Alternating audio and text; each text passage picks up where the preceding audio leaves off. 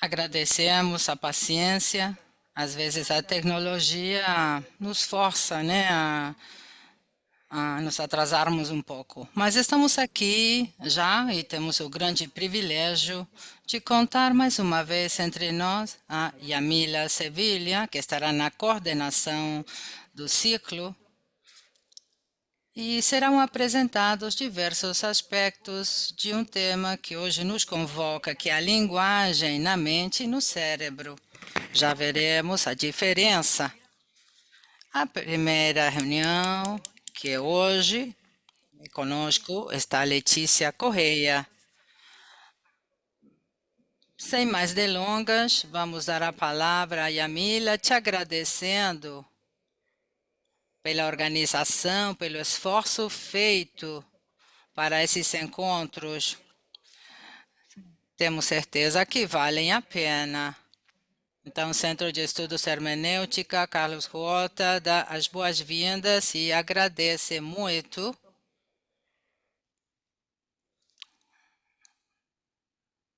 toda a organização e a presença. Vou apresentar rapidamente a Yamila. Um luxo que você esteja com a gente. Agradecemos a generosidade, o seu compromisso com o ciclo.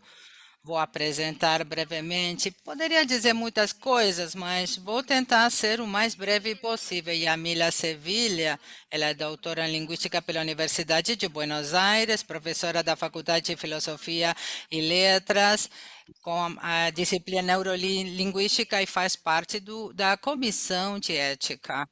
Ela é pesquisadora no CONICET, no Instituto de Linguística, foi professora convidada em diferentes universidades da Argentina e do exterior, estuda as bases neurológicas e os processos de produção e compreensão da linguagem e da leitura.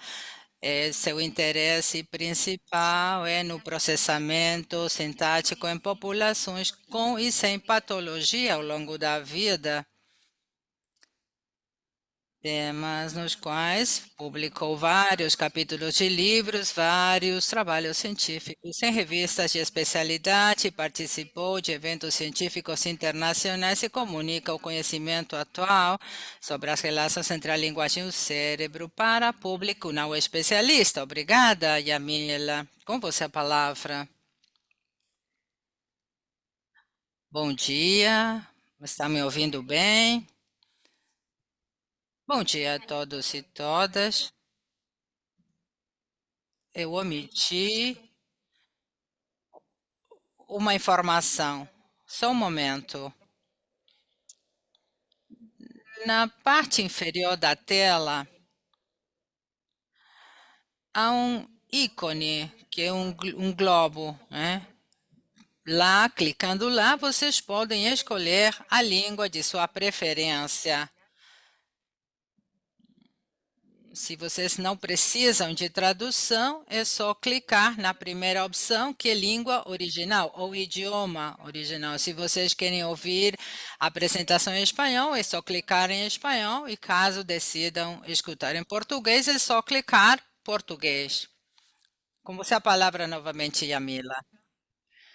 Sejam bem-vindos, bem-vindas ao primeiro encontro deste ciclo que chamamos A Linguagem na Mente e no Cérebro. Muito obrigada pela sua participação. Em primeiro lugar, eu quero agradecer ao Centro de Hermenêutica da Universidade de San Martín pelo convite feito para estar na coordenação do ciclo. É, a todos os que participaram e que estão sendo tão pacientes e ter feito toda a organização. E quero agradecer ao Instituto da Linguística da Faculdade de Filosofia e Letras da Universidade de Buenos Aires, minha casa, por estar aqui com tanta empolgação, participando desta proposta.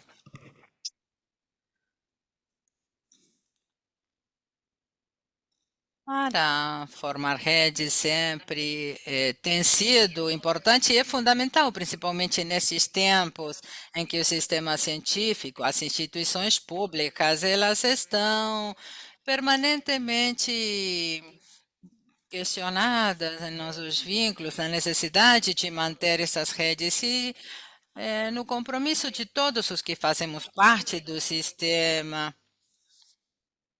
Sair do laboratório para dialogar com as comunidades a respeito do conhecimento produzido no laboratório, que são, obviamente, vitais, todos esses conhecimentos. O sentido desse ciclo, o objetivo do ciclo é trazer o melhor conhecimento dos colegas que ao redor do mundo estão produzindo neste pequeno âmbito da ciência que é o nosso. Então, queremos compartilhar o que sabemos hoje, o que a gente continua se perguntando a respeito da linguagem, que estudamos como um processo psicológico, mental e em sua dimensão biológica. Ao longo desses encontros, que iremos anunciando para vocês e compartilhar como é que funciona a linguagem na mente em diferentes fases da vida, antes de nascer, como veremos hoje, até a velhice. Na língua oral, na leitura, quando está tudo bem, quando há problemas ou com distúrbios de diferentes características. Como gostamos de começar pelo início, hoje vamos falar da aquisição da linguagem com uma convidada que é um luxo, um verdadeiro privilégio contar com ela. Na verdade, para mim é uma honra apresentar Letícia Sicuro Correia, que vai falar da aquisição da linguagem nas interfaces e implicâncias para o transtorno do desenvolvimento da linguagem. Letícia é linguista, em primeiro lugar, já um orgulho muito grande. Ela é doutora em psicolinguística pela Universidade de Londres. Atualmente se desempenha como professora titular no programa de pós-graduação de estudo da linguagem na Pontifícia Universidade Católica do Rio de Janeiro. Ela foi pesquisadora visitante em muitas universidades, entre elas a Universidade René Descartes e a Universidade Nova de Lisboa. Por outro lado, ela fundou e é coordenadora atualmente do LAPAO, Laboratório de Psicolinguística e Aquisição da Linguagem, na PUC, no Rio. Ela formou e conduziu muitos pesquisadores e ela vem desenvolvendo um programa de pesquisa com uma agenda própria, um programa que é gigantesco para a região e, na minha opinião, por conta da rigorosidade, do aspecto sistemático para a aquisição da linguagem dos adultos e das crianças, com ou sem alterações, com uma perspectiva integradora e é exemplar quanto à teoria linguística e os paradigmas de fragmentação e modelos de processamento. Por outro lado, original, e gostaria de acrescentar que nós achamos que seu trabalho, Letícia, é um guia, um modelo a ser seguido. Então, é um orgulho que você esteja aqui e com você a palavra. Muito obrigada, Jamila, pela sua apresentação. Fico muito honrada com essas palavras. É um grande prazer estar aqui. Pena não poder estar junto de vocês, né? Que sempre seria bom poder estar em Buenos Aires também. Mas a internet facilitou também, por outro lado, essa possibilidade de nos encontrarmos. É com grande prazer que eu venho aqui trazer um pouco dessa visão, como a Jamila falou, uma visão que eu busco que seja integradora, né? Entre teoria linguística, psicolinguística e possíveis aplicações. Eu fiz hoje, eu vou apresentar aqui um roteiro. Eu quero me desculpar por não estar falando em espanhol, porque sempre quis falar, mas tive vários amigos falantes de espanhol no tempo que eu morei na Inglaterra. Eu aprendi bem a entendê-los, mas não aprendi a falar. Então, eu estou falando em português, e eu fiz os slides em inglês, que eu achei que seria mais fácil para as pessoas acompanharem. Então, eu vou partir de um roteiro. Então, eu vou começar falando de alguns enfoques sobre, algumas abordagens, na verdade, sobre a aquisição da linguagem, falar um pouco da concepção do problema da aquisição da linguagem, da concepção de língua na fase que eu chamo de pré-minimalista, porque um programa de pesquisa que a gente vem desenvolvendo no LAPAL, no laboratório, ele consiste em integrar a concepção de língua veiculada no programa minimalista da linguística gerativista com questões relacionadas a processamento, tanto buscando caracterizar um modelo de processamento que possa incorporar uma caracterização de como é que a gramática alimenta esse processador, quanto no sentido de considerar como é que essa concepção de língua veiculada no programa minimalista apresenta o problema da aquisição da linguagem. E é sobre esse aspecto que eu vou falar hoje, né? Então, fazer essa caracterização inicial da fase pré-minimalista, dessa virada minimalista que é como eu observo, essa dinâmica da teoria, falar um pouco da importância do que é chamado de traços formais e da informação que se coloca nas interfaces entre a língua e os sistemas que atuam no desempenho linguístico, e ver uma maneira de conciliar ou reconciliar os enfoques linguísticos e psicolinguísticos da aquisição da linguagem, porque a gente observa ao longo da história que, embora a psicolinguística e a teoria linguística gerativista tenham tido uma fase de grande euforia inicial na década de 60, depois da década de 70, a gente vai vendo caminhos que vão se tornando um tanto paralelos e há uma certa dificuldade de articulação. E, no meu entendimento, com a proposta do programa minimalista, isso fica mais possível estabelecer um diálogo entre teoria linguística e psicolinguística. E aí eu vou falar um pouco dessa conciliação e vou trazer o que eu estou chamando de uma teoria procedimental de aquisição da linguagem, que não é uma teoria original, totalmente original, eu vou incorporando aspectos que vêm sendo desenvolvidos no âmbito da psicolinguística, articulando com conceitos da linguística gerativista, porque isso, em geral, não é muito feito por todos. Vou incorporar a hipótese do bootstrapping, do desencadeamento fonológico, que foi desenvolvida no contexto da psicolinguística. Eu vou fazer uma leitura dessa hipótese com uma perspectiva, com uma concepção de língua veiculada no programa minimalista, falar dessa questão do pareamento entre o que seriam interfaces fonética e semântica no processo de aquisição da linguagem, e falar de custo computacional nessa perspectiva. Fazer algumas previsões sobre o transtorno do desenvolvimento da linguagem a partir daí e fechar as considerações finais. Então, eu espero que eu consiga dar conta. Agora, também, se alguém depois quiser fazer alguma pergunta sobre outro aspecto do modelo, mais detalhado sobre... A gente também desenvolve no LAPAL um instrumento de avaliação da aquisição da linguagem que está até disponível online. Então, depois, se alguém tiver interesse em conversar sobre isso, também a gente está disponível para isso. Então, vamos começar.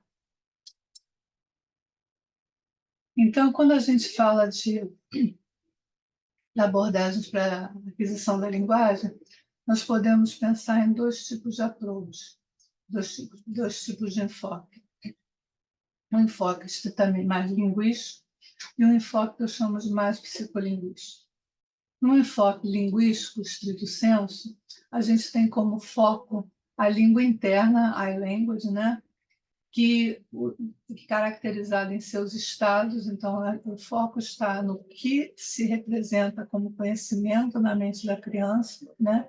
E o desenvolvimento dessa gramática, desenvolvimento no sentido de que essa língua interna seria algo que constitutivo do genoma humano, né? Seria algo com que o ser humano nasce com esse potencial de desenvolvimento, que à medida que entra em contato com o material linguístico, com o estímulo linguístico, essa língua interna vai se desenvolvendo e tomando a forma da língua da comunidade onde a criança está inserida, né? E aí a teoria linguística considera, vem buscando, né, ao longo da sua pesquisa teórica, caracterizar quais seriam as restrições para as gramáticas das línguas humanas, quais seriam os requisitos que essas gramáticas de línguas humanas teriam que satisfazer, que propriedades seriam essas, de modo a tornar a aquisição da linguagem algo factível por qualquer criança, independentemente da língua a qual ela está exposta. Nesse contexto, sempre se caracterizaram duas perspectivas. Uma de continuidade, que seria que o estado inicial da aquisição da linguagem, no estado inicial, a criança já teria à sua disposição todas as restrições, vamos dizer assim, que se aplicariam ao tipo a maneira como os dados da aquisição vão ser incorporados por ela, vão ser reconhecidos e tratados como língua, e uma hipótese da maturação, que considerando a língua interna como um órgão interno, um órgão da mente, algo de natureza biológica, estaria sujeita a processos maturacionais, com o desenvolvimento do cérebro, como outros processos de desenvolvimento. Nesse contexto, a aquisição da linguagem passou a ser caracterizada ao longo do tempo, particularmente na década de 80, como sendo uma questão de fixação do valor de parâmetros que diferenciam as línguas humanas. Então, as línguas humanas basicamente obedeceriam os mesmos princípios organizacionais, os mesmos princípios da combinatória dos seus elementos, mas elas variariam em função de determinados parâmetros. E caberia à criança, diante da vivência linguística, da vivência numa comunidade linguística, fixar o valor desses parâmetros de acordo com os dados a que ela está exposta, né? Então, nesse sentido, o desenvolvimento vai ser caracterizado em termos do que um estado particular da língua interna licencia para mudança gradativa nessa gramática. Então, o foco está no que a criança tem na mente como forma de conhecimento. E a hipótese original é que esse processo de aquisição da linguagem ele não seria conduzido por mecanismos semelhantes ao de aquisição de outras formas de conhecimento. Haveria o que Chomsky caracterizou nos anos 60 como um Language Acquisition Device, que seria como se um termo utilizado para o que se considerariam ser uma série de recursos do cérebro humano, né, que permitiriam que a criança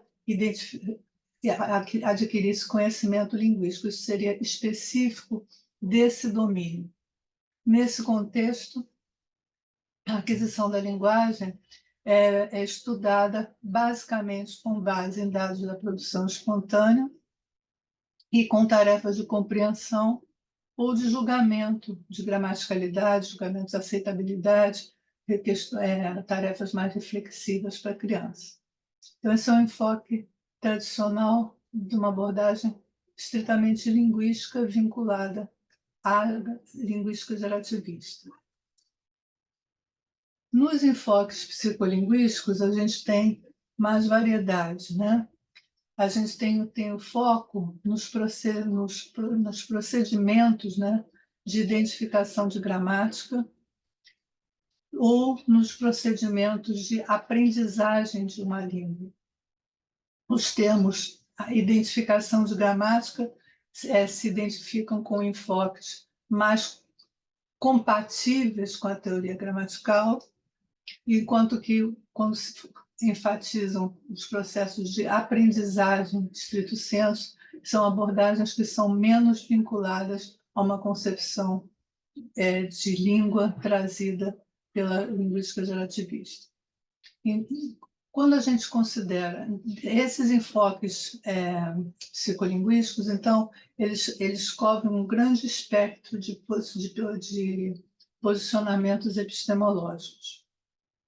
Tanto os posicionamentos mais racionalistas, que assumem que existe uma base de conhecimento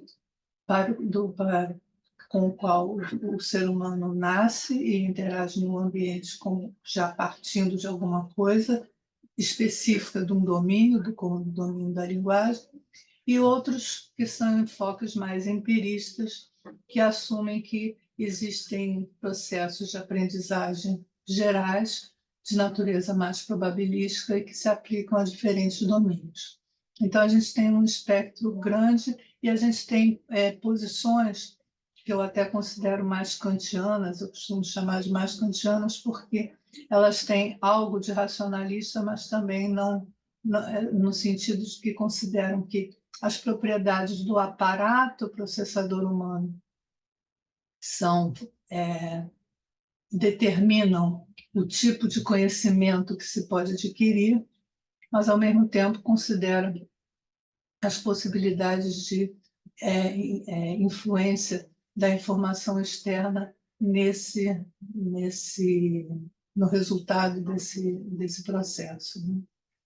Então, quando a gente considera a identificação de gramática, nesse contexto da pesquisa psicolinguística, ela está sendo sempre visto em interação com o desenvolvimento de habilidades de processamento. E, nesse contexto, o custo de processamento aparece como um possível determinante do curso da aquisição da linguagem em diferentes línguas. Então, embora a aquisição da linguagem siga um curso de desenvolvimento razoavelmente semelhante entre línguas, aspectos que diferenciam as línguas, como aspectos da morfologia, que podem diferenciar bastante as línguas, podem determinar diferenças nesse curso de aquisição. E quando se consideram restrições à forma das gramáticas, essas restrições, como vocês devem saber, são uma condição necessária, né, para que a gramática seja adquirida, elas são pensadas não necessariamente em termos de uma gramática universal, como isso é pensado no contexto dos enfoques linguísticos, mas considera-se que pode haver determinantes específicos de domínio, mas pode ser que no processo de aquisição da língua ou na própria constituição das propriedades das línguas humanas, aspectos de natureza mais cognitiva apresentem restrições à forma dessas gramáticas e ao processo de aquisição. Até aí está claro? Se alguém quiser perguntar alguma coisa, também pode anotar aí. Acho que por conta da interpretação fica mais difícil fazer questões ao longo da fala, mas se quiserem anotar alguma coisa, podem anotar.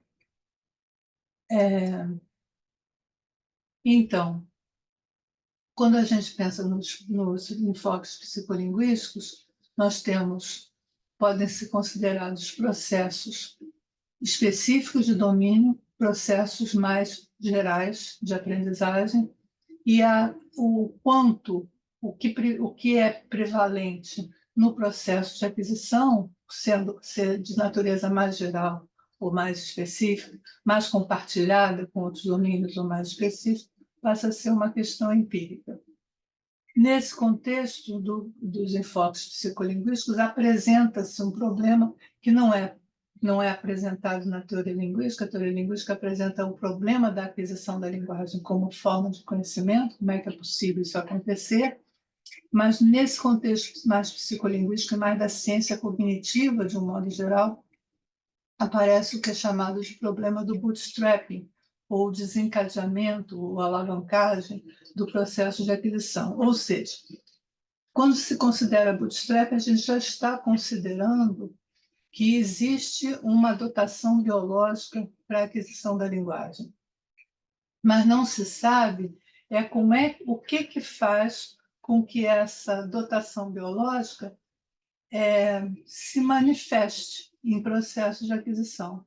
Ou seja, o que desencadeia esse processo? O que faz com que operações sintáticas passem a funcionar na mente da criança de forma que ela possa vir a combinar elementos do léxico de forma estruturada, né?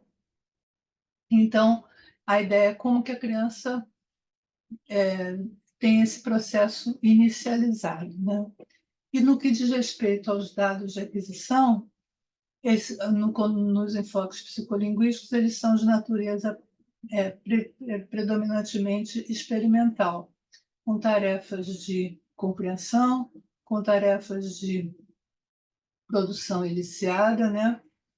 De formas que se possam testar hipóteses, porque os dados da fala espontânea são muito interessantes, eles também são utilizados, mas eles não permitem que se testem hipóteses sobre o processo. Eles geram hipóteses, muitas vezes. E aí, no contexto psicolinguístico, a gente tem mais a possibilidade de testar hipóteses sobre esse processo, explorar como é que ele se desenvolve, isolando determinadas variáveis, de forma a tentar construir um modelo do processo de aquisição. E nesse contexto também se desenvolveram tarefas que são destinadas a captar o que a criança percebe, o que a criança já identifica no estímulo linguístico antes mesmo de começar a falar, né? E essas técnicas requerem um laboratório, elas requerem um Baby Lab. A gente aqui no Lapal tem um Baby Lab, trabalhou com isso já por algum tempo. No momento a gente não está trabalhando diretamente com bebês, mas eu vou trazer alguns dados para vocês dessa fase para exemplificar esse tipo de tarefa. Então, a gente vê que, tradicionalmente, esses enfoques linguísticos e psicolinguísticos eles são conduzidos mais ou menos em paralelo. A gente não tem uma grande articulação entre esses domínios ao longo do tempo. Mais recentemente, isso começa a ficar mais presente, né? Particularmente em função das mudanças na teoria linguística das quais eu vou falar. Então, quando a gente fica diante do programa minimalista, o programa minimalista, como vocês devem saber, é um programa de pesquisa que foi apresentado no contexto da linguística gerativista, particularmente na linguística gerativista divertente chomskiana, né? A gente sabe que o gerativismo tem várias manifestações, várias tendências, mas a tendência predominante é a tendência gerativista. E por que eu dialogo mais com essa tendência dessa vertente chomskiana? E dentre as vertentes do gerativismo é onde fica mais clara uma preocupação com o problema da aquisição da linguagem. Mas a gente vai ver que essa preocupação deixa de lado, por outro lado, uma preocupação com a possibilidade de incorporação de um modelo de língua em modelos de processamento. Mas, de qualquer maneira, a gente vai ver que essa proposta minimalista promoveu o que me parece ser uma relação mais próxima entre os enfoques linguísticos e psicolinguísticos, da mesma forma que uma relação mais próxima entre gramática, está faltando um R aí, e processamento.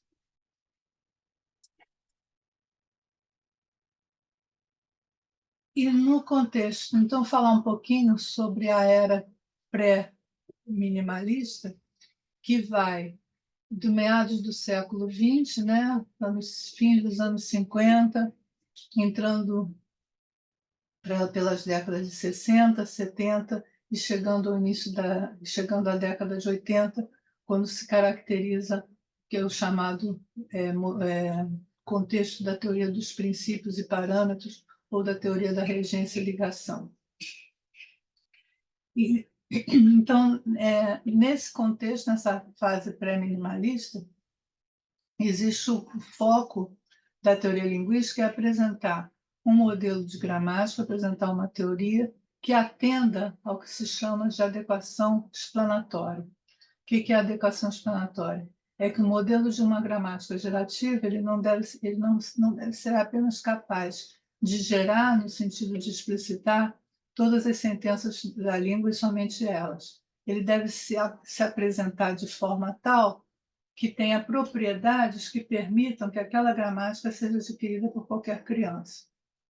Então, isso é o que significa adequação explanatória. Nos primeiros momentos, havia uma preocupação também por parte de Chomsky, em associação com George Miller, que era um psicólogo, psicolinguista, né? Um psicólogo cognitivo, até ele tinha uma formação behaviorista, mas ele se interessou muito no contexto da revolução cognitiva de meados do século passado, se interessou por questões relacionadas a processamento linguístico, se interessou por questões relacionadas à gramática. Chomsky chegou a pensar com o Miller em construir um modelo procedimental, um modelo algorítmico do falante da língua, e esse modelo que incorporasse uma gramática na sua configuração.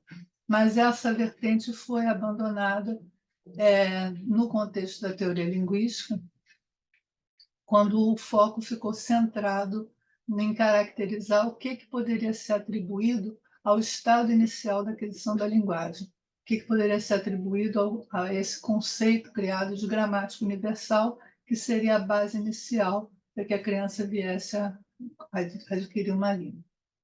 Então, nesse contexto, né, então, dos anos 60 até os anos 80, houve várias mudanças no modelo de gramática, e houve uma mudança bastante radical em 81, quando se apresenta que, diferentemente da ideia de que a criança teria que adquirir as regras da língua que ela está exposta, ela não teria que adquirir as regras da língua. A maneira de falar de regras sintáticas da língua seria uma forma de falar, porque isso seria um epifenômeno consequente do fato das línguas todas serem caracterizadas em termos de princípios que seriam universais. E toda a preocupação da teoria linguística nessa época foi identificar, caracterizar quais seriam esses princípios universais e dar conta da variabilidade, caracterizando parâmetros de variação, possíveis valores para esses parâmetros, e problematizando onde esses parâmetros estariam manifestos, né? Então, foi uma fase de uma profícua produção de pesquisa em vários domínios da linguagem. O estudo da linguagem ficou dividido em várias subteorias, em várias subáreas, para que se buscassem esses princípios, essas possíveis interrelações. Mas, ao mesmo tempo, nesse momento, não havia nenhuma preocupação, no contexto da teoria linguística, com a questão da processabilidade daquele conhecimento. Embora na busca por fatores de natureza universais, por princípios universais, questões relacionadas à localidade das relações, ao licenciamento das condições, viessem emergindo. Mas não havia uma preocupação com o quanto essa gramática seria adquirível do ponto de vista dela ser processável pela criança. Não havia, então, nenhuma preocupação explícita com a legibilidade da informação gramatical, ou seja, a ideia é que a criança fixe os parâmetros da língua. Mas com base em que tipo de input? Com base em que tipo de dados? Isso não ficava muito claro. No entanto, essa ideia, né, de fixação de parâmetros pressupõe que haja uma evidência, a evidência empírica para isso. Também não havia preocupação em caracterizar um modelo de língua que atendesse a alguma restrição de custo computacional. A gente sabe, né, que os modelos de gramática não são, eles dizem respeito ao conhecimento linguístico em estado virtual, né? São as possibilidades combinatórias para elementos do léxico de forma estruturada em uma língua. Mas isso não é a maneira como o falante produz, o falante compreende. Mas, de qualquer maneira, essa combinatória é uma computação gramatical. E essa computação ela precisa obedecer a algum tipo, ela tem algum custo. Mas essa questão do custo dessa computação não vinha sendo problematizada explicitamente, pelo menos, a meu ver, na década de 80.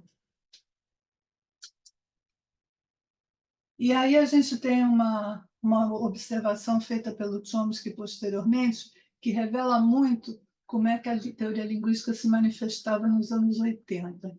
Ele diz que essa teoria, né, de princípios e parâmetros de government and binding, né, regência e ligação, nessa teoria havia 3, 4 ou talvez 5 sistemas gerativos que funcionariam de forma independente, todos fazendo a mesma coisa, mas operando separadamente. Um para formar estruturas D, a partir da teoria X-barra, ciclos transformacionais, mapeando a estrutura D na estrutura S, ciclo transformacional convertendo, mapeando estruturas S na forma lógica, alguma coisa que mapeasse a forma lógica numa interface semântica, alguma coisa que mapeasse a estrutura S numa forma fonética, enfim. O Chomsky vai enumerando como é que essa gramática, essa teoria estava extremamente complexa,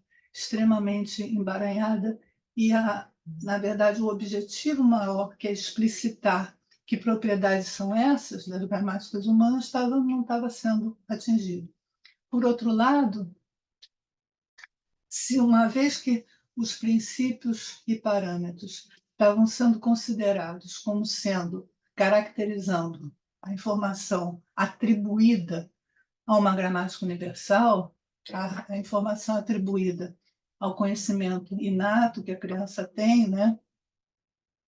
Isso tem uma implicação para uma questão de compatibilidade com teorias biológicas a respeito do que pode ser atribuído de forma específica de domínio ao genoma humano. Então, isso estava gerando um problema. Então, a gente vem na virada minimalista, a gente vem como parte de com uma preocupação metodológica, né? Onde o Chomsky vai se referir à navalha de Occam, né? O Occam's Razor, no seguinte, que aqui traz o princípio da parcimônia.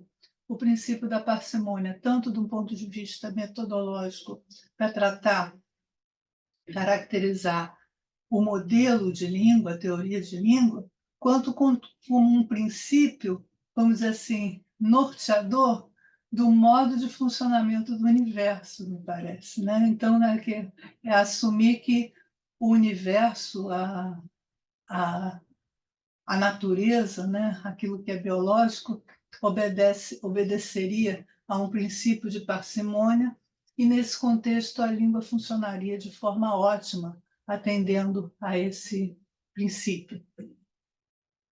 E essa preocupação metodológica levou à formulação de um mínimo de operações gramaticais, ou seja, foi atribuído um pequeno conjunto de operações que combinam elementos do léxico criando objetos sintáticos em estruturas hierárquicas, e essas operações seriam parte da dotação biológica do ser humano, né? A variabilidade das línguas passa a ser restrita ao léxico.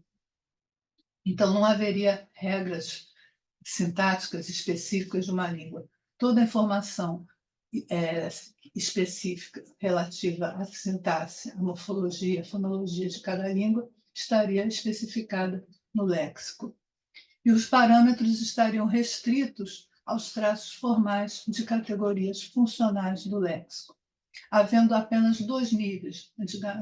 Anteriormente havia nível de estrutura D, de estrutura S, de forma fonética, de forma lógica, e um nível de estrutura de superfície, né, relacionando esses níveis.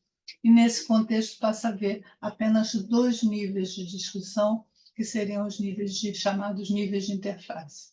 Então, o resultado de uma derivação linguística passa a ser visto como um par, que é uma forma fonética vinculada a uma forma lógica, e esse par se apresenta como níveis de interface, no sentido de que a forma fonética, os elementos do léxico já estruturados e já linearizados, já apresentados na posição que eles aparecem, eles apresentam as propriedades que permitem que eles sejam produzidos, falados, articulados e percebidos, e a forma lógica, que apresenta esses elementos organizados com seus traços semânticos em determinadas posições estruturais, de forma tal que uma interpretação semântica possa ser criada composicionalmente.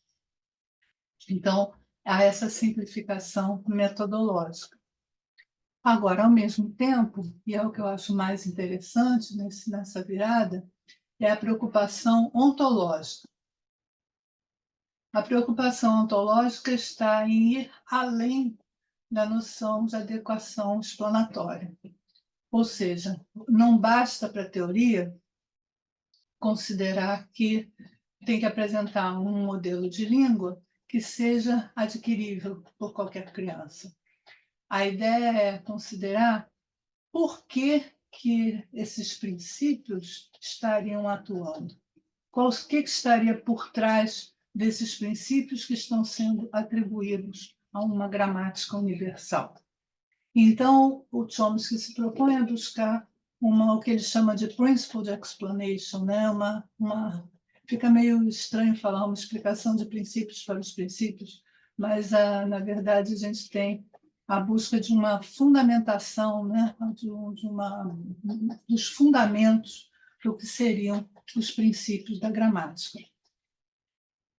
E há uma preocupação em tornar toda a informação gramatical, toda a informação gramaticalmente relevante, que ela esteja visível, gramaticalmente relevante para a aquisição da língua e para os sistemas de parsing, os sistemas de análise sintática, que essa informação esteja legível nessas interfaces, forma fonética e forma lógica.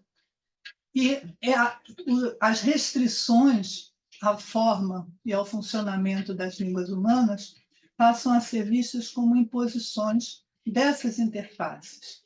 E como essas interfaces são interfaces da língua interna com os sistemas que atuam no desempenho linguístico, né? Então, com os sistemas conceituais, com os sistemas intencionais, com o sistema sensório-motor, mesmo com a própria memória que atua na produção, a gente vê que se considera que as restrições que se apresentam às línguas humanas, às línguas naturais, para que elas sejam adquiríveis, são restrições impostas pelos sistemas que atuam no desempenho linguístico. Então, reparem, a teoria linguística tinha seguido uma estratégia de pesquisa desde o início, que era considerar o estudo da competência dissociado do estudo da performance, do desempenho.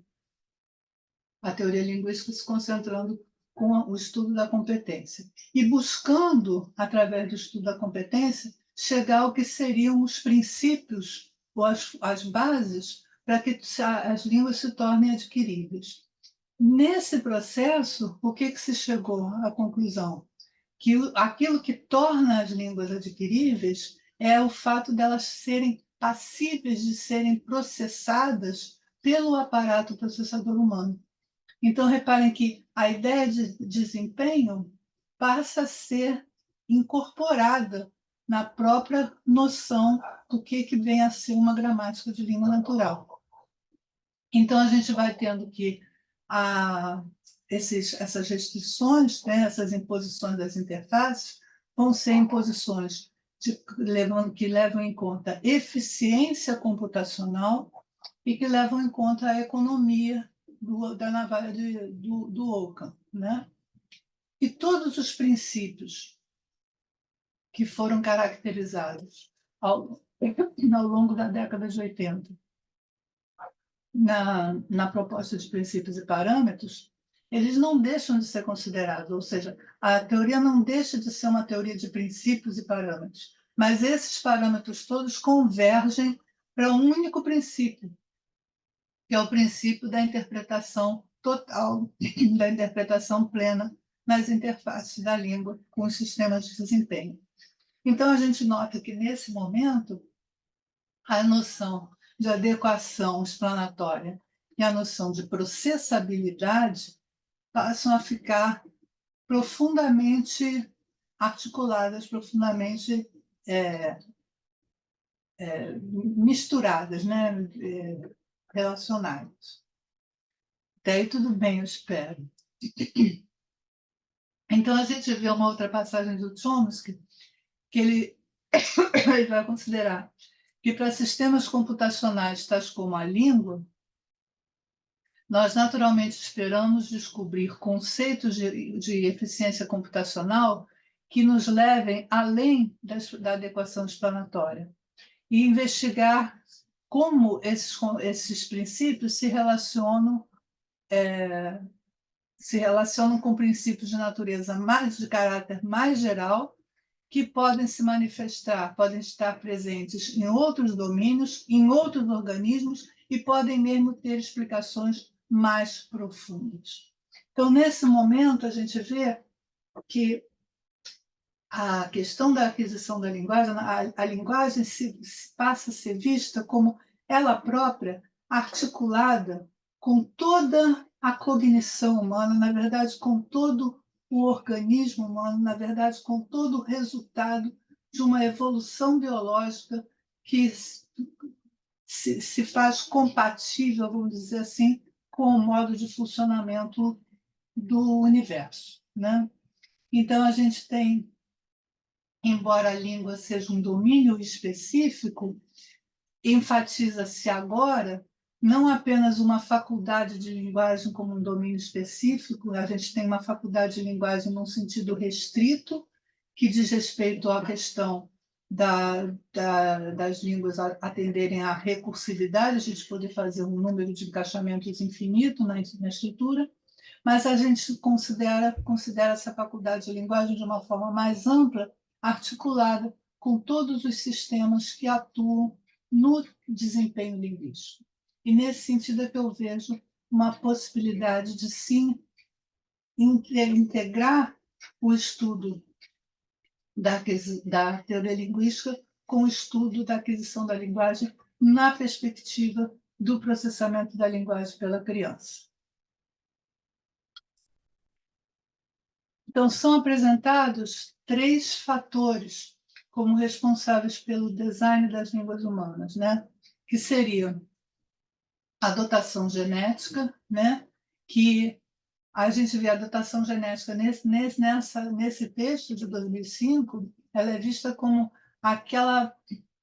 aquilo que faz com que a criança interprete aspectos do seu ambiente como sendo uma experiência linguística, ou seja, aquilo que direciona a criança para dados linguísticos, fazendo com que esses dados sejam reconhecidos como tais, né? A gente fala da experiência que leva à variação e fala de princípios não específicos da faculdade de linguagem que atuariam nesse design das línguas humanas. O famoso terceiro fator, que surpreendeu muita gente do enfoque, que vinha trabalhando num enfoque estritamente linguístico. Esse terceiro fator diz respeito a princípios de análise de dados, a eficiência computacional e a outros princípios que possam atuar no desempenho linguístico, que possam vir a moldar aquilo que seriam possíveis gramáticas das línguas humanas. Então, em suma, as restrições para a forma das gramáticas passam a ser vistas como decorrentes do modo como essa língua interna se relaciona com todo esse aparato que atua no processamento linguístico. Toda a informação que se faz relevante para análise sintática e para interpretação semântica nas sentenças e para a identificação de uma gramática pela criança se torna legível nas interfaces entre a língua interna e os sistemas que atuam no desempenho. A aquisição da linguagem, então, vai envolver dar início, né, inicializar, vamos dizer assim, um sistema computacional universal e a fixação de parâmetros exclusivamente no léxico. E, crucialmente, os traços formais se tornam legíveis nas interfaces. Os traços formais, o que são? São as propriedades dos elementos do léxico que são reconhecidas por esse sistema, por essas operações computacionais. Elas garantem a autonomia dessa computação sintática, mas elas têm propriedades semânticas que se tornam legíveis nas interfaces. Então, esses traços formais eles são caracterizados como interpretáveis e não interpretáveis. A questão interpretáveis no sentido de que tem uma base conceitual, tem uma base intencional. Os não interpretáveis dizem respeito apenas ao que é trabalhado internamente na computação, na derivação de sentenças, na computação gramatical. E eles são equivalentes esses traços formais são equivalentes a símbolos numa máquina de Turing, por exemplo. São equivalentes a elementos que são tratados como desprovidos de significado, enquanto eles são combinados entre alguém que tem uma propriedade positiva e outra negativa, vamos dizer assim, para que se combinem. Então, eles garantem a autonomia desse processamento sintático, embora eles tenham uma base conceitual intencional que vai se tornar visível nas interfaces. Então, aquilo que é não interpretável é só operacional na computação sintática, na computação gramatical, mas não está visível para a criança como tal, não está visível para o ouvinte, para o leitor como tal, não está presente no resultado da fala como tal, nos níveis de interface. Então, como eu já falei, esses traços codificam distinções de natureza conceitual, classificatória, né, e de um conceito de natureza intencional também, que são tomadas como gramaticalmente relevantes, distinções que são relevantes de um ponto de vista cognitivo, até por uma necessidade de sobrevivência da espécie humana. Então, a gente vai ter distinções que estão presentes em todas as línguas, né, e outras que são específicas, mais específicas de determinadas línguas. E são propriedades que permitem que objetos sintáticos expressem, né, codifiquem e expressem relações conceituais lógicas, relações de sentido.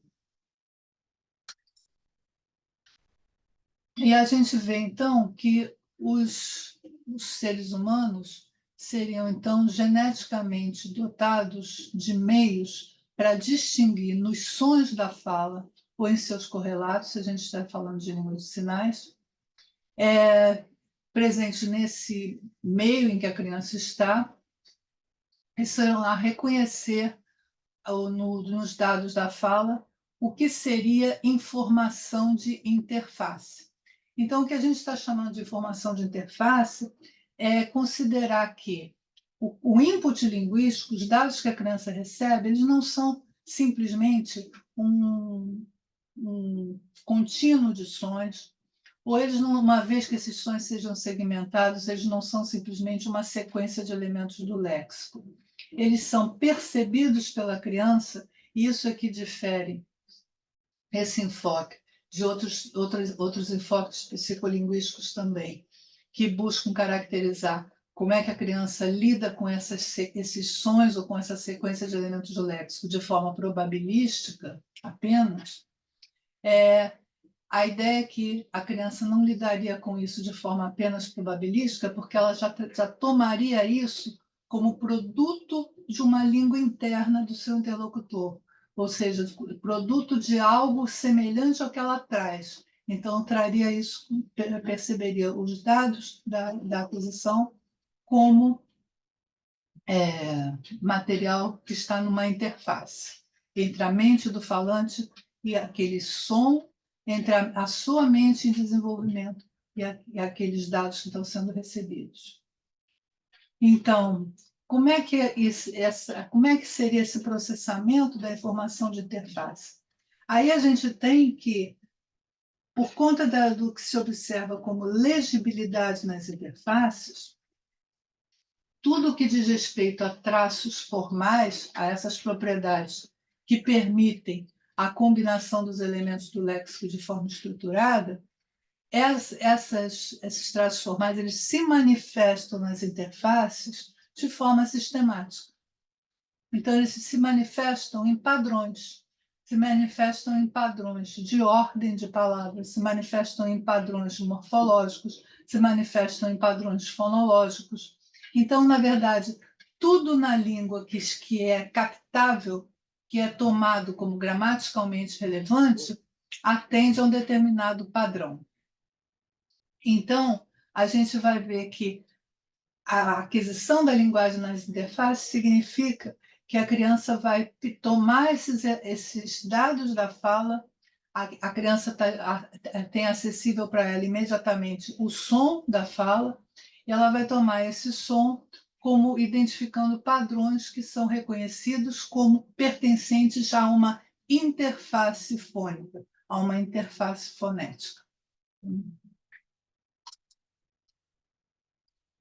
Então, esses traços formais, eles passam a se tornar visíveis nesses padrões morfofonológicos, na ordem das palavras, em configurações sintáticas específicas. E aí, princípios relacionados àquele terceiro fator, princípios relacionados à análise dos dados, podem operar nesse input linguístico de forma, se aqueles princípios vão operar de forma efetiva e eficiente, assumindo-se que a criança está reconhecendo esse material como sendo informação de interface. Então, reparem que a criança recebe, né? Daqui a gente tem um espectrograma do som da fala. Então, os dados que a criança recebe são esse contínuo de som que variam em propriedades relacionadas à amplitude, frequência e intensidade, e a partir das diferenças entre formantes, a partir dos padrões de intensidade variada, elas vão segmentar esses dados da fala, que é uma tarefa fantástica que a criança vai fazer, como se tivesse. Tem uma fala de um personagem do livro do Chico Buarque aqui, que ele fala que ele caiu do avião na Hungria, e aí ele escuta aquele idioma e não consegue segmentar nada, então ele diz que é como se eu tentasse cortar um rio à faca. Então, é como se essa criança pegasse esse fluxo e tivesse que cortar aqui aquele fluxo todo e segmentar. E se ela não tiver uma dotação específica para isso, essa tarefa pode se tornar impossível, inviável, né? Então, tem um trabalho da Puxinchi, que trabalha com a percepção da fala desde o bebezinho, né? Que ela diz que a análise que os bebês fazem dos sons da fala é guiada pelas propriedades que são relevantes para a gramática, para a identificação da gramática, desde os primeiros dias.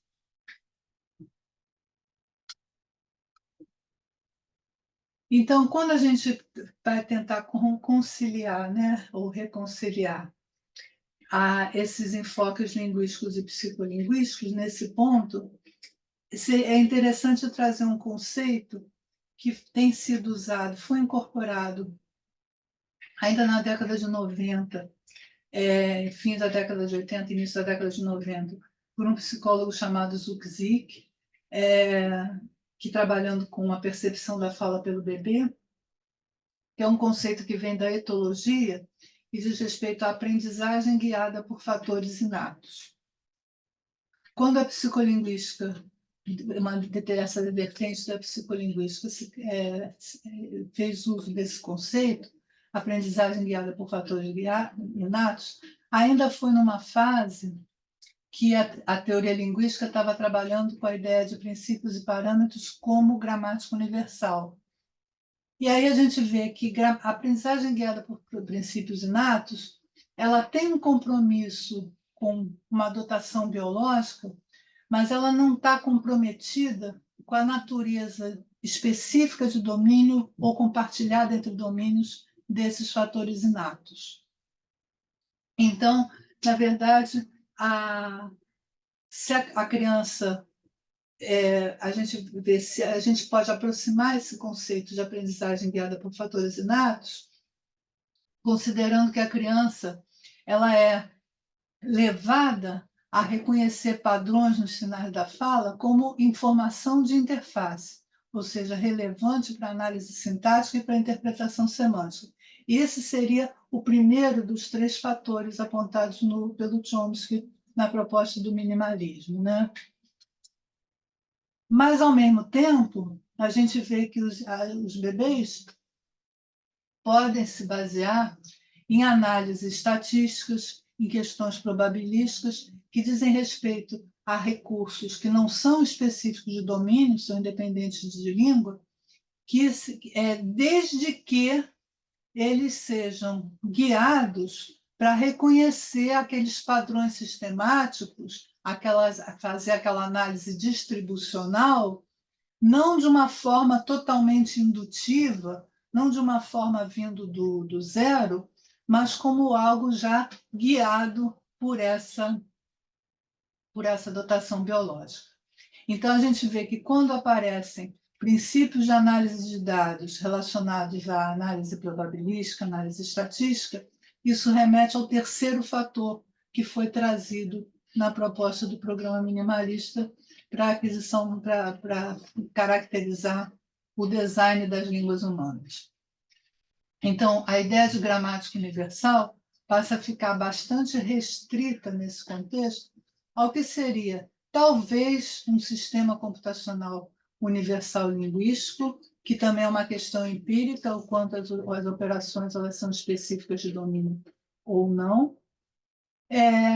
Mas a ideia de gramática universal fica mais relacionada com essa disposição para analisar os dados de uma determinada maneira, reconhecer no ambiente esse conjunto de dados como sendo dados linguísticos. Então, essa ideia de haver um programa, a gente vê que essa ideia de aprendizagem guiada por fatores inatos, ela está presente em várias formas de vida, né, em vários tipos de animais que vão seguindo, né, por exemplo, as tartaruguinhas que vão seguindo a linha do horizonte quando saem do ovo, os pintinhos que vão seguindo a mãe quando saem do ovo, os pássaros migratórios que seguem o pássaro guia, né, na sua direção. Então, a gente tem uma série de disposições biológicas para lidar com o ambiente de determinada maneira, né? Então, isso aí seria trazido para o contexto da linguagem humana. Então, isso faria com um desdobramento rápido, né, de um complexo de padrões comportamentais diante da presença do input adequado durante um período sensível, durante uma fase em que o cérebro tem plasticidade suficiente para lidar com esses dados de determinada maneira. Então, a gente sabe que desde lá do Lenenberg, na década de 60, a gente tem a ideia de que existe um período crítico para a aquisição da linguagem, um período sensível para a aquisição da linguagem. Então, isso teria a ver com esse desdobramento dessa disposição biológica para perceber os dados do ambiente de determinada maneira. E, sendo que, nessa visão, esse conjunto de recursos que permitem ver os dados de uma dada maneira e processá-los podem fazer uso de processos que são recursos específicos de domínio ou não.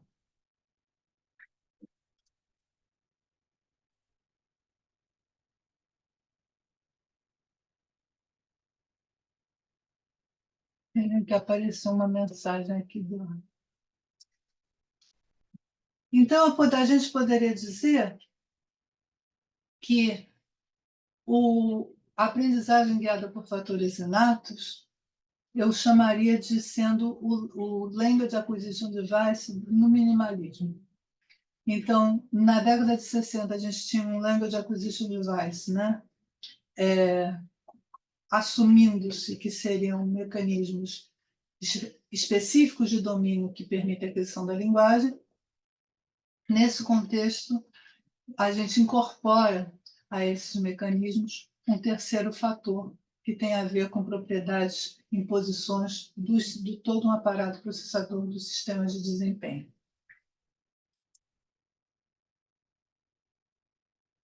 Então, diante desse conceito então, de interface,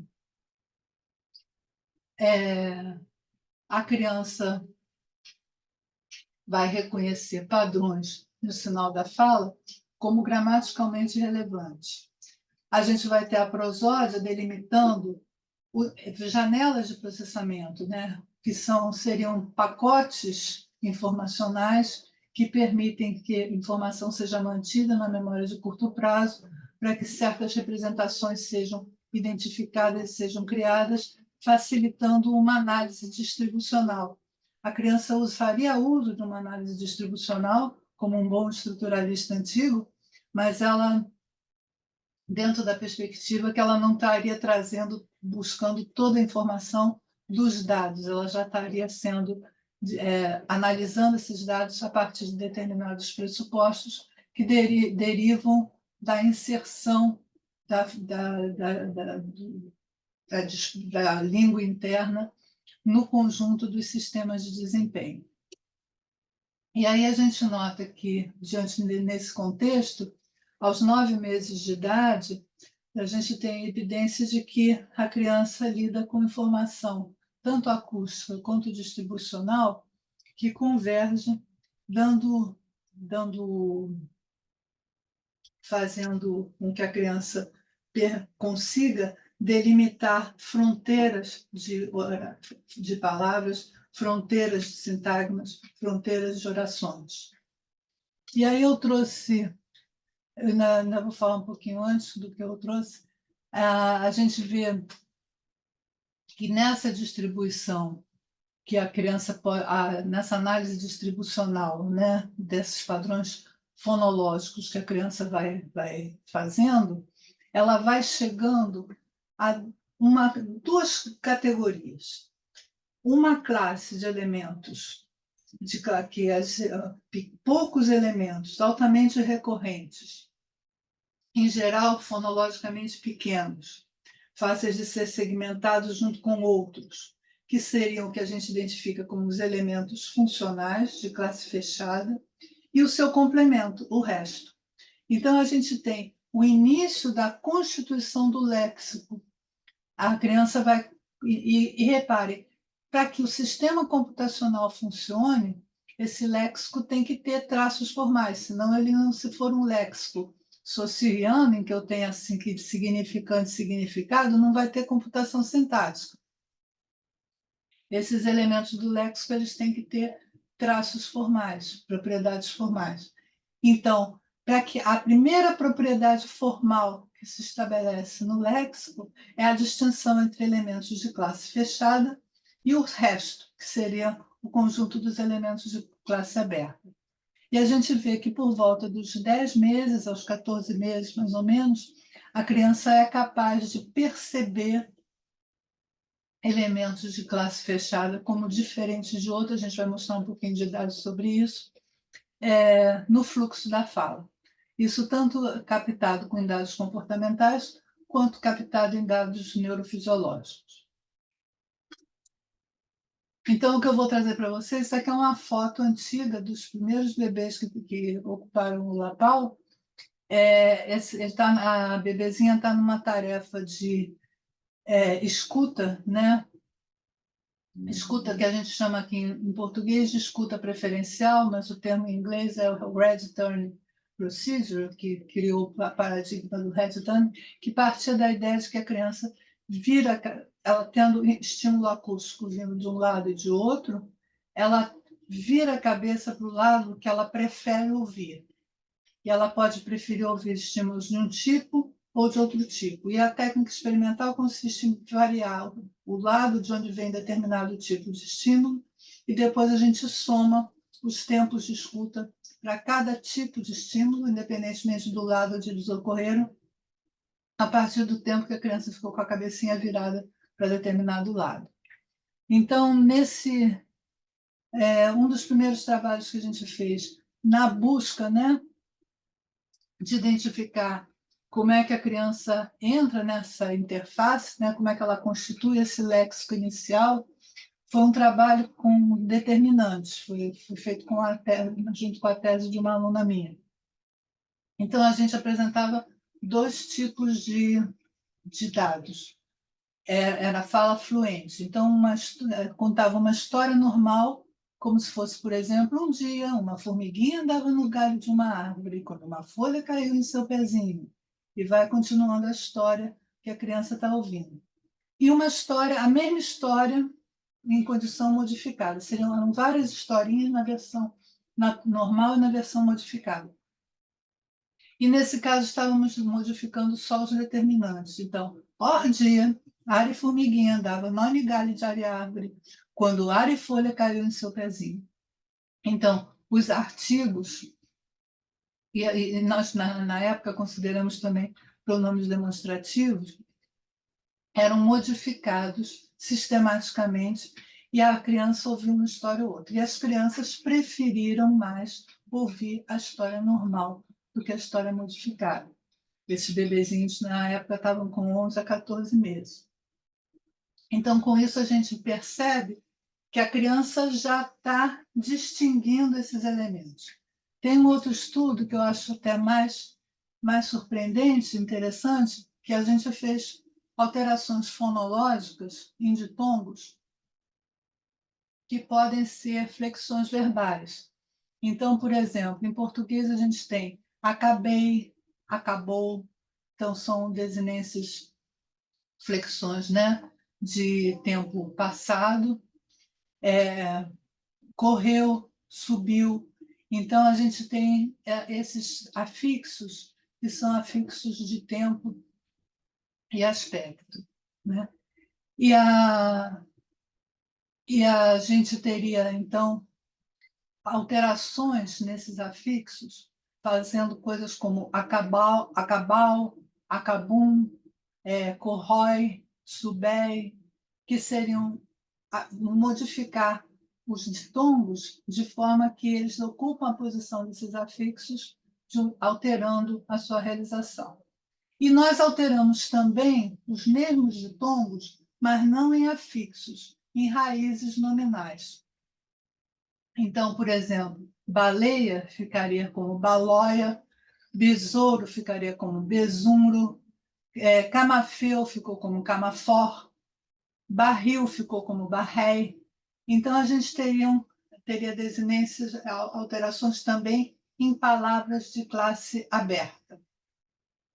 E aí, da mesma forma que o outro, nós apresentávamos historinhas normais e modificadas, ou modificadas nos afixos, ou modificadas nas raízes nominais. Então, por exemplo, o rei descobriu uma lagoa e estabeleceu uma lei. É só minha, o plebeu partiu e o besouro não mais se banhou. E vai por aí afora. As crianças não estão entendendo a história. A gente faz uma história mais ou menos coerente, coesa, mas as crianças não estão entendendo, mas elas estão vendo um fluxo da fala que poderia ser natural para ela.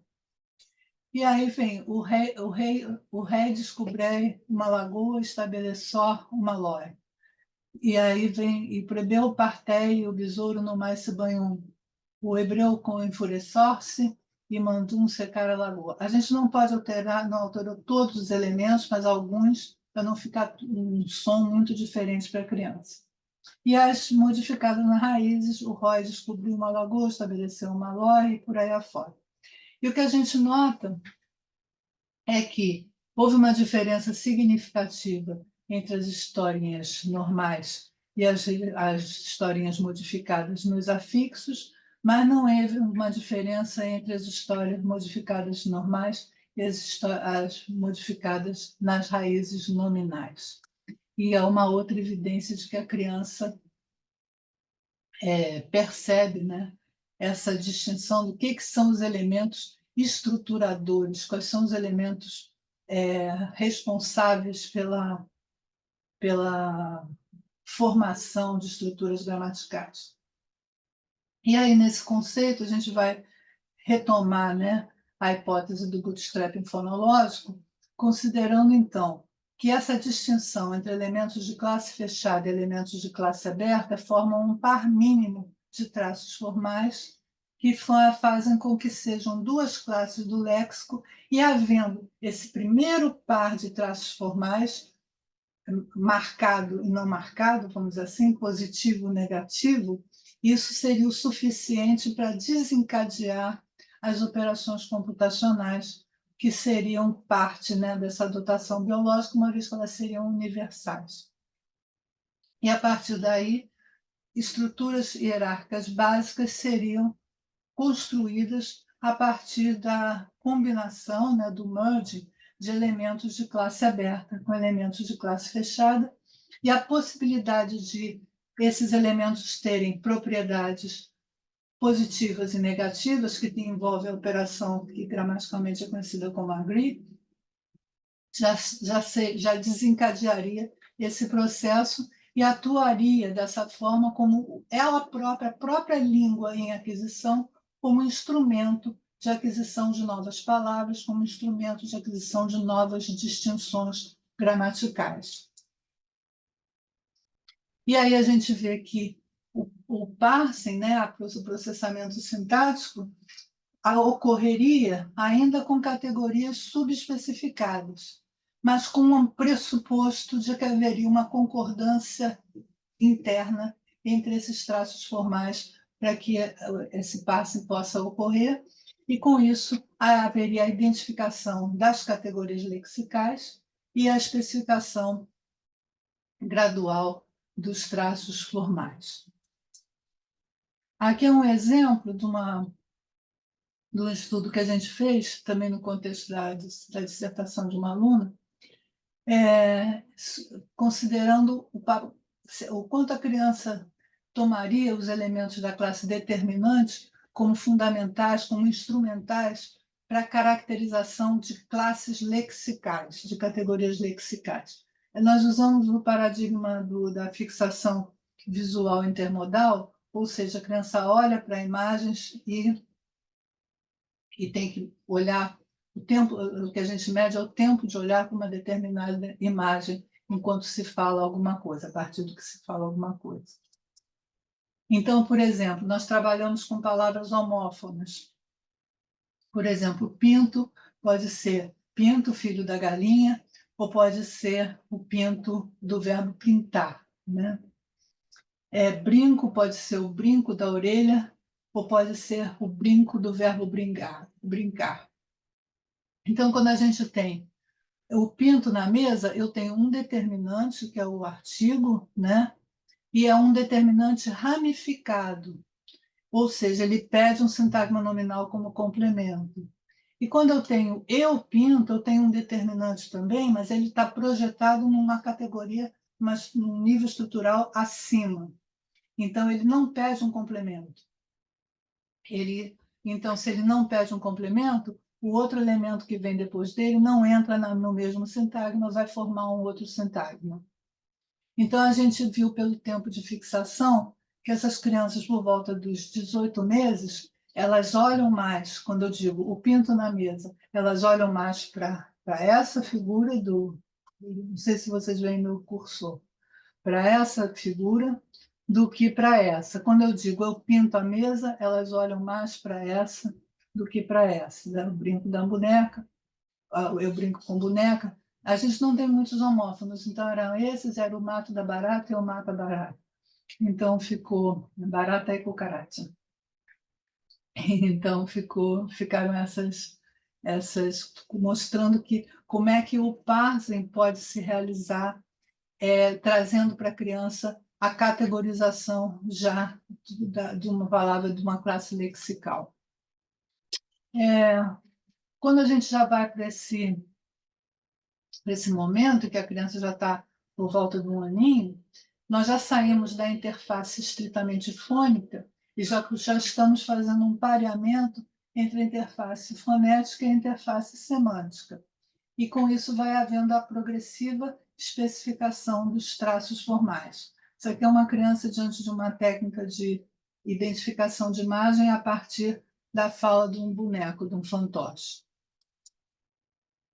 Isso aqui é uma tarefa que explora o quanto a criança percebe o elemento determinante na língua, numa língua como o português, como o elemento que contém informação relativa a gênero. Existe todo um trabalho de várias pessoas que consideram que a aquisição do gênero se faz pela forma da vogal temática do nome.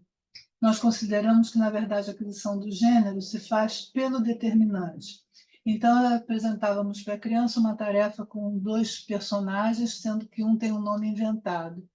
Então, aqui tem um dabo e aqui tem um peixe. O dabo e o peixe estão jogando bola na praia. Olha o dabo. E o que aconteceu? E aí a gente pergunta, quem pegou a bola? Aí a criança pode responder, o dabo, pode responder, ele, pode responder, esse, mas a resposta dela vai marcar o gênero. E aí a gente apresenta palavras com várias formas de vogal temática. Então, tem o dabo, tem o daba, da mesma forma que em português eu posso ter o mapa, que é masculino, e tem o dab, da mesma forma que eu posso ter em português o pente, o pente, que é masculino. E eu também apresento para a criança, cadê meu cursor? Adabo, que vai ser feminino, da mesma forma que em português eu posso ter a tribo. Eu tenho adaba, que é o mais comum, que eu tenho a vogal temática semelhante ao artigo feminino e que poderia ser vista como um morfema de gênero marcado, mais do que uma vogal temática. E eu teria adab, da mesma forma que eu tenho em português a ponte. E aí a gente vê que as criancinhas de 2 aninhos, no caso do masculino, eles se baseiam no determinante, preferencialmente, particularmente quando ele é semelhante à desinência, mas mesmo assim, quando ele não é semelhante. No caso, olha que interessante, no caso do feminino, do morfema feminino, a criança começa a se confundir, porque ela talvez já esteja percebendo, são crianças de 22 meses, que esse A ele não é só uma vogal temática, ele pode ser um gênero marcado. Mas aos 4 anos, a criança se baseia exclusivamente no determinante para determinar o gênero da palavra. Então, a gente vai considerar que a criança reconhece variações sistemáticas dentro dessa classe do determinante e é para atribuir o gênero a palavras novas, baseada no pressuposto de que há uma concordância, ou seja, que há uma relação sintática entre o determinante e o nome. Da mesma forma, a gente trabalhou com a noção de número, trabalhando também com nomes inventados, então a gente dizia para a criança, numa tarefa de identificação de imagem, mostra os dabos para o Dedé, ou mostra os dabo para o Dedé. Mostra o dabus para o Dedé, como seria no inglês, que a marcação de número é só no nome, ou mostra o dasbo para o Dedé, onde a gente teria um S no meio da palavra, tipo um infixo, talvez. Então, a criança, a gente tem uma palavra inventada e tem dois elementos aqui inventados. Um está com uma numerosidade grande e outro é um elemento único. A ideia é que, se a criança interpretar os dados, se ela atribuir número plural para isso, ela vai preferir essa imagem do que essa. O que a gente obteve, a criança prefere, né, ela acerta nas relações de número que são gramaticais, mas reparem que em português, e a gente conduziu esse mesmo experimento em Portugal e o resultado foi diferente, um pouco diferente. Em português do Brasil, existe a possibilidade nós temos a variante padrão, em que eu falo os dabos, mas eu tenho uma variante não padrão que convive com essa, que é os dabo, e que a marcação é só no determinante. E as criancinhas de 2 anos, tá vendo? Elas já não têm, elas já tratam o marcado e não marcado praticamente da mesma forma e rejeitam o outro. As criancinhas de Portugal vão preferir esse menos que esse, mas vão preferir este mais do que os outros. Então, eles já estão sensíveis à variedade da língua a que eles estão expostos. Em suma, a gente percebe a progressiva especificação de traços formais via a análise sintática e a interpretação semântica fundada na referência, né? A gente vê que a morfologia marcada informa o valor que um determinado traço formal pode ter, deve ter, e isso vai sendo especificado via interface semântica e também através da referência. E aí a gente vê a questão do custo de processamento no processo de aquisição. Existe um custo de processamento na aquisição da morfologia, a gente sabe que a morfologia, por exemplo, a morfologia de gênero tem uma determinada língua africana, que eu não me lembro o nome, uma língua bantu, que tem 9 categorias de gênero, e certamente a criança vai levar mais tempo para identificar as categorias de gênero nessa língua, né, do que em outras. Na questão do número, tem línguas que têm número dual, paucal e outras categorias que vão trazer mais dificuldades. Mas, basicamente, essas distinções nesses elementos de classe fechada vão ocorrer por volta dos 2 anos de idade. Agora, a gente vai ter outras distinções que vão depender de informação não tão dentro de uma classe, mas em propriedades que se apresentam com padrões mais no nível da sentença como um todo. E aí a gente vai ter o custo computacional, que pode ser caracterizado em função do número de nós funcionais que vão sendo necessários para que a sentença seja produzida ou interpretada. Isso é uma hipótese da Célia Jacobowitz, que tratou particularmente da aquisição do francês, trabalhou particularmente com o crítico do francês, evidenciando essa hipótese. O grau de especificação dos traços formais que são necessários. Então, se eu vou ter, por exemplo, um traço que vai me caracterizar, um elemento que vai me caracterizar número, gênero, tempo, aspecto, modo, pode ser que uma dessas facetas leve mais tempo para a criança distinguir, como é o caso do modo no português brasileiro. E a gente tem outros elementos que trazem custo computacional, como, por exemplo, as operações de movimento. Existe uma discussão em que medida o custo está no movimento. Nas primeiras versões do programa minimalista, o Chomsky considerava que movimento era algo com custo.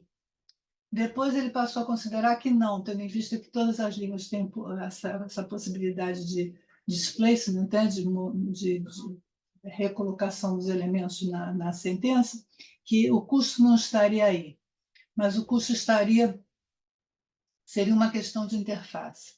A gente considera que as operações de movimento elas acarretam um custo, no sentido de que elas alteram a maneira como a ordem canônica da sentença se apresenta. Às vezes esse custo é perceptível, é mensurável, às vezes pode não ser mensurável. Mas, em princípio, a gente vai considerar que as operações de movimento que são direcionadas pelo discurso, ou seja, a teoria linguística apresenta uma série de movimentos que posicionam os constituintes na ordem que eles se apresentam na língua.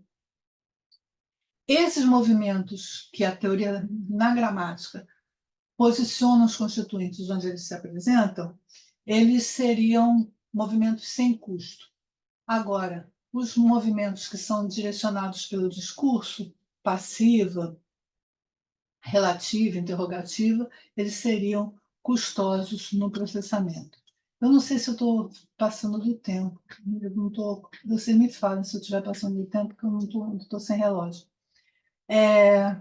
Então, as estruturas custosas seriam, no caso, as passivas, por exemplo, que eu tenho o menino foi chamado pela menina, e eu vou precisar de que seja identificado a informação de interface para isso, seria uma dependência descontínua entre auxiliar e particípio, que vai informar que o traço voz pode ser atribuído a esse predicado. Quando eu tenho, e isso vai envolver não só essa identificação, como lidar com as demandas de memória que essa identificação acarreta. Outras estruturas custosas são as estruturas interrogativas, com o elemento que, né? Que menina o menino chamou? Quem o menino chamou? Então, a gente vai ver que essas estruturas são custosas. Em princípio, elas são custosas porque elas trazem um elemento de uma determinada posição para o início da sentença ou para o início da oração, mas elas vão ficar particularmente custosas se houver nessas condições em que há uma intervenção ou uma interferência de um elemento que é o sujeito da frase aqui. Que menina ou menino, esses sintagmas muito semelhantes podem causar uma interferência acarretando maior custo. Então, o que a criança precisa para isso? Para adquirir a passiva, ela precisa ter uma sensibilidade inicial a essa dependência descontínua entre auxiliar e particípio. E a gente vê que por volta dos 18 meses, vou mostrar para vocês, a criança já é sensível, mas ela não vai processar tranquilamente a passiva até por volta dos 4, 5 anos, quando a gente vai ver que ela é capaz de processar, porque ela pode ser primed, ela pode ser induzida a isso, mas não tem um custo que não é muito fácil, porque é dependente de toda uma estruturação de discurso.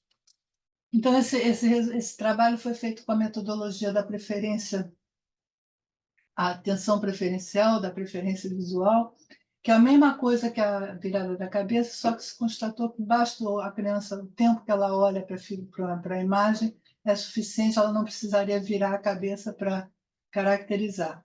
É uma variação da outra técnica. Então, a gente foi feito um experimento com crianças já de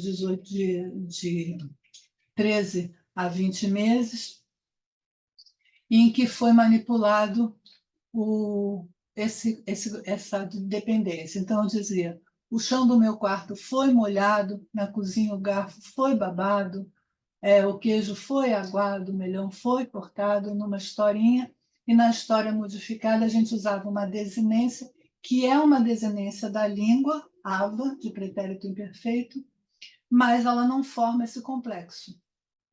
Então, fica o chão do meu quarto foi molhava, o garfo foi babava, o melão foi cortava, e aí para ver o tempo de escuta da criança. O que a gente percebeu é que dos 13 aos 15 meses elas não diferenciam uma forma da outra, elas não estão sensíveis a essa dependência descontínua, mas que dos 17 aos 20 meses, ou seja, por volta dos 18 meses, elas já estão sensíveis a essa informação de interface, aí elas estão na interface fônica, elas ainda estão interpretando, que vai ser fundamental para que ela venha fixar o valor do traço voz na sua gramática, no seu léxico. E aí, por volta dos 5 anos, a gente já criando um contexto em que eu tenho um joguinho, em que eu tenho o experimentador vai falar do Bob, que é o cachorrinho da brincadeira, vai dizer, o Bob foi mordido pela cobra, o Bob foi arranhado pela onça, o Bob isso e aquilo, o Bob está sempre como sujeito paciente, se isso seria o suficiente para fazer um efeito de priming para essa criança produzir a passiva. E a gente observou que a criança, aos 5 anos, ela tende a produzir a passiva quando tem esse prime. Então, ela já está com isso, de certa forma, incorporado na sua gramática, desde uma sensibilidade bem precoce. No caso das relativas, que foi a primeira coisa com que eu trabalhei há muitos anos atrás, a gente vê que, por volta dos 2 anos, a criança percebe que tem uma oração relativa, porque ela repete a principal, ela, no caso de uma oração relativa encaixada no sujeito, por exemplo, o cavalo que pulou a cerca, o cavalo que a vaca empurrou derrubou a cerca, ela percebe o cavalo derrubou a cerca, ela ignora a relativa, então ela percebeu aquela relativa.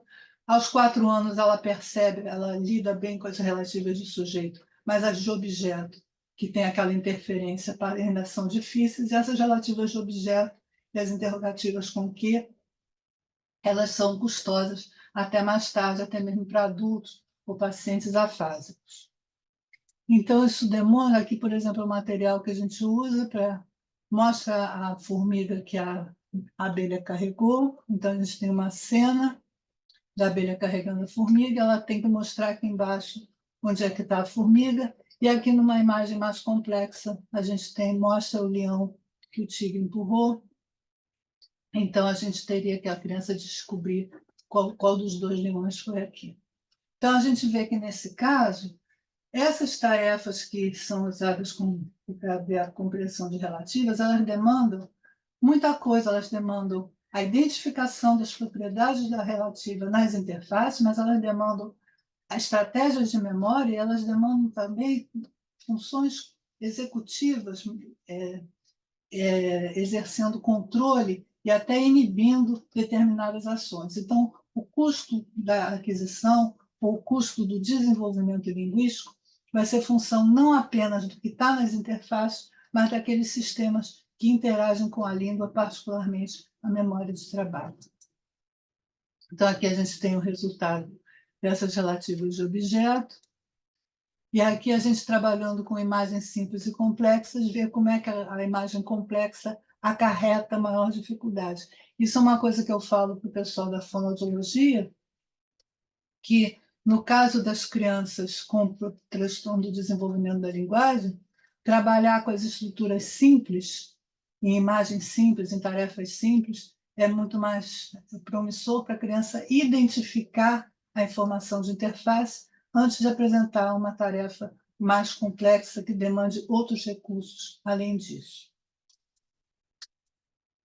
Em suma, o desenvolvimento parte de um interplay, de uma inter-relação entre a identificação dessas pistas que permitem a especificação dos traços formais, a recuperação de informação gramatical quando essas pistas são detectadas na compreensão ou na codificação da informação na produção, e a otimização de recursos de processamento, como memória de trabalho e outras funções executivas.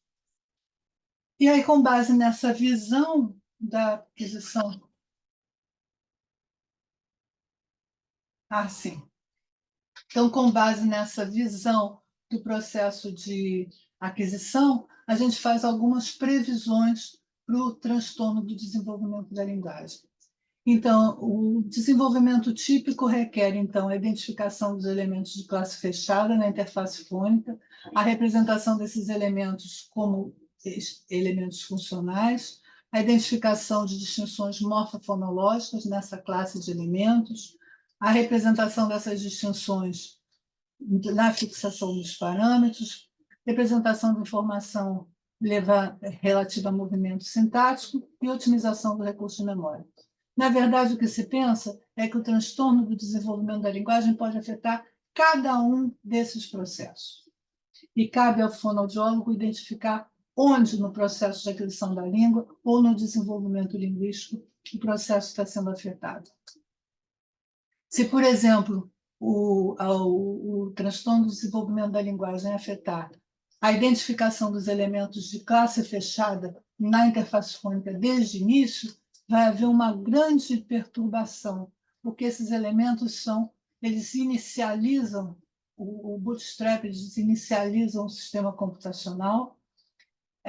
Vai haver prejuízo na identificação das distinções morfofonológicas dentro dos elementos de classe fechada, e vai haver dificuldade na identificação dos traços específicos dessas categorias. Também nas operações de movimento e nas atividades de memória. Então, a gente sabe que o transtorno de desenvolvimento da linguagem é heterogêneo, mesmo numa mesma criança. E aí que as hipóteses relativas a processamento e hipóteses linguísticas não dão conta dessa variabilidade. Então, o que nós partimos a considerar é que esses diferentes fontes de dificuldade para esse transtorno que podem ser caracterizadas nessas demandas do processamento da aquisição da linguagem. Então, se ele tiver um comprometimento no programa biológico que faz o reconhecimento desses traços como informação de interface, ele vai ter um comprometimento no próprio Bootstrap e vai ter um desenvolvimento atípico. Ele vai ter um desenvolvimento que vai usar recursos que não são, vai tentar adquirir o gênero não pela concordância, vai tentar identificar a concordância por processos inferenciais. Então, a gente tem crianças que seguem um padrão de desenvolvimento diferente, nos casos mais graves. E a gente tem evidências tanto dos potenciais evocados por eventos, quanto de dados naturalistas, que a criança distingue, a criança com problemas de linguagem, ela tem dificuldade na distinção desses elementos de classe fechada. Se a criança tem dificuldade com a identificação desses núcleos funcionais, no tipo de modelo que a gente vem trabalhando na articulação da gramática com processamento, esses núcleos funcionais dão origem a estruturas de cima para baixo, formando esqueletos sintáticos nos quais vão se acoplar os elementos lexicais, os nomes e os verbos. Se a criança tem problema com isso, então um comprometimento bem significativo pode ser previsto na formação dessas estruturas. A criança vai ter dificuldade de encaixar os elementos, a estrutura argumental nesses elementos funcionais, e aí vai omitir elementos, omitir sujeitos, omitir preposições, omitir os determinantes. Então, a gente tem vários estudos que apontam para problemas no uso de determinante, nos auxiliares, fenômenos associados à força locucionária, omissão de sujeito, omissão de argumento, que a gente pode explicar nesse acoplamento desses elementos, dessas estruturas, que no nosso modelo não dá tempo de falar dele, mas eles são trabalhados em espaços paralelos na memória. Se afeta a identificação de variação morfofonológica, a gente vai ter um uso errático de gênero e de número, em casos bem graves. Tem até uma aluna que está com essa previsão, porque ela é fonoaudióloga e ela identifica distinções de gênero nos casos mais graves de TDL que ela tem. Se o problema está na busca desses elementos funcionais na hora que vai falar, mas não no reconhecimento, a gente tem a previsão de maior dificuldade na produção do que na compreensão, e tem dados comportamentais que também apontam para esse desbalanceamento em alguns casos. Se o transtorno de desenvolvimento da linguagem leva à dificuldade nessa informação de interface dessas estruturas de alto custo, por exemplo, no complexo auxiliar particípio, a gente vai ter uma dificuldade que as crianças apresentam na compreensão das passivas com reversibilidade de papel temático. E também elas vão preferir as interrogativas in situ e dificuldade particular nas orações relativas, principalmente as de objeto. se a criança tem dificuldade nas estratégias de ensaio que precisam ser ativadas nesse processamento de alto custo, então elas vão ter dificuldade particularmente nas estruturas de objeto também. E a gente vê que as crianças devem ter dificuldade também no domínio das funções executivas. E a gente tem dados comportamentais que apontam para isso, e recentemente a gente fez um trabalho de uma correlação, apresentando duas tarefas de controle inibitório, que é uma função executiva, com tarefas com as sentenças de alto custo. E teve uma correlação positiva: quanto mais acertos nas tarefas de alto custo, com as sentenças de alto custo, mais número de respostas acuradas na tarefa de controle inibitório, e quanto mais acertos, menos tempo na tarefa de controle inibitório. Então, a gente vê que essas crianças são crianças em risco de TDL. E o mesmo foi encontrado em ambiente clínico com crianças já com diagnóstico de TDL. Então, a gente vê que o TDL ele inclui aspectos específicos da linguagem, mas também dos sistemas que atuam junto com a linguagem. Então, eu não vou falar isso, está muito não, eu vou falar só só o finalzinho. Então, essa teoria de procedimental de processamento que a gente trouxe, ela consegue acomodar os dados do processamento dos bebês com a interface fônica. Ela traz uma explicação para a discriminação inicial dos elementos de categorias funcionais. Ela relaciona custo de processamento na aquisição com o desenvolvimento de habilidades de processamento, faz algumas previsões para o TDL, que encontram suporte na literatura, é compatível com a visão de que as manifestações do TDL podem ter diferentes origens, o que dá conta da sua heterogeneidade, é compatível com a visão do TDL, pode envolver recursos computacionais não específicos do domínio da língua, então, dessa maneira, concilia uma teoria que é guiada por fatores inatos com esse processamento estatístico nas interfaces que, vamos dizer assim, se torna compatível com a proposta minimalista. Enfim, é isso. Desculpa a correria, eu acho que eu falei muito tempo, eu não controlei direito o tempo aqui. Mas obrigada. Muitas graças.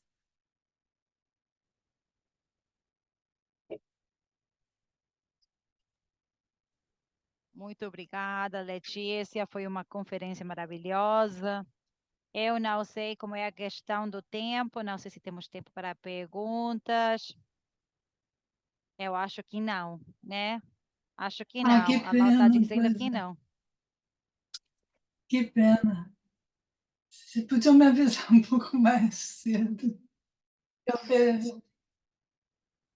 Foi eu que eu não queria interromper, peço desculpas. Desculpa vocês, eu falei muito.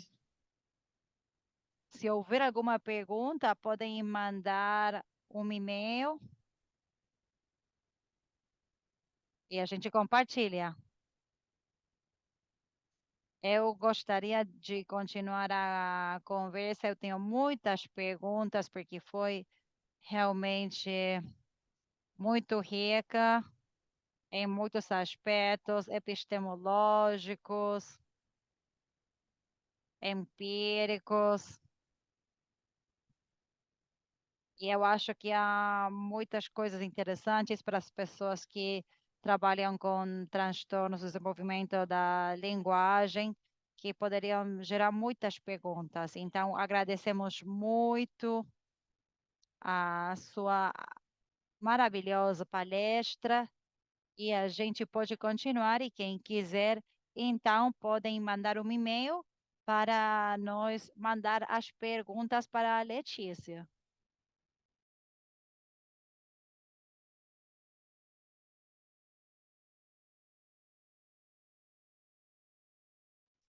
Igualmente, Jamila, como o ciclo vai continuar, a gente pode discutir disso logo na próxima reunião, mas talvez na próxima reunião a gente poderia fazer perguntas. Não é que o final do ciclo é temos o problema da interpretação, senão a gente poderia continuar. As próximas são em espanhol, então aí a gente pode deixar um pouco mais de tempo. Então, se alguém quiser mandar alguma pergunta, a gente pode conversar para ver como continuarmos para a próxima apresentação. Muito obrigada, Letícia. Agradecemos muito e se você puder nos acompanhar no ciclo, seria ótimo.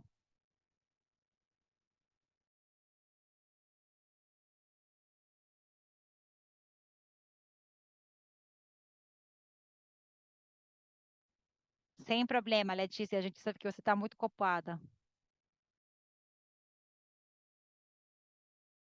Obrigada, Jamila. E aí no chat, muitas pessoas estão mandando agradecimentos às pessoas que tinham que sair.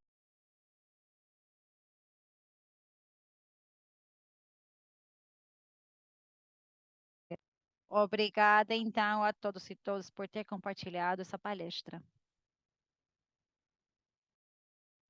Eu vou mandar perguntas, Letícia.